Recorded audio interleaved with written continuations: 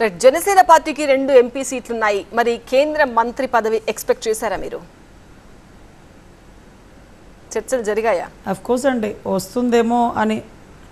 Of course ఇక్కడ అంటే ఎన్ని ఎంపీలు వస్తే అన్ని సీట్లు అనుకునే దగ్గర రామ్మోహన్ నాయుడు గారు కూడా ఎర్రంనాయుడు గారు ఆశయాలతో పనిచేసే వ్యక్తి.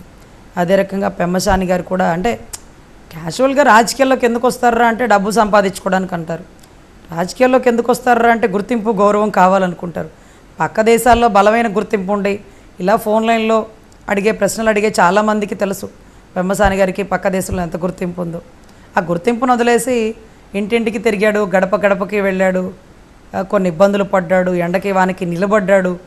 ఎందుకురా కష్టపడుతున్నారంటే డబ్బుల కోసమా అంటే అఫిడవిట్లో ఆయన పొందుపరిచిన ఆస్తి చూస్తుంటే పక్క దేశం వాళ్ళే దిమ్మరిపోయారు.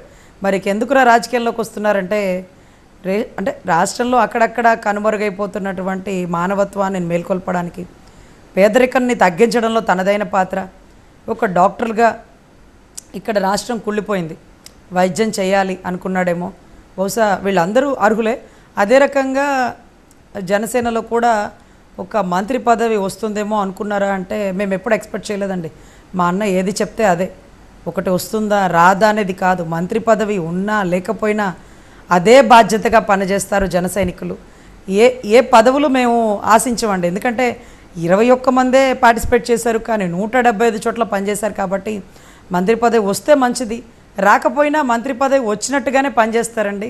బాలశౌరి గారు కానీ, తంగెళ్ళ ఉదయసీన్ గారు కానీ. అదే రకంగా పార్లమెంట్లో వాళ్ళ గొంతును విప్పిస్తారు. అదే రకంగా మీరు అనుకుంటారు ఖచ్చితంగా పరిచయాలు పెంచుకోవడానికి కాదు, ప్రజలు మనకిచ్చిన ప్రాధాన్యతని కాపాడుకోవాలి అంటూ బాధ్యతల్ని గుర్తు చేసే అన్న ప్రతి మాట మాకు ఈరోజుకి అలా మోగిపోతుందండి. సో ఖచ్చితంగా మాకు ఏ పదవులు లేకపోయినా మేము ఒక ఆశయం కోసం, ప్రజల క్షేమం కోసం, రాష్ట్ర అభివృద్ధి కోసం, రాష్ట్ర విస్తృత స్థాయి ప్రయోజనాల కోసం పనిచేస్తామని మరొక్కసారి విన్నవించుకుంటున్నామండి.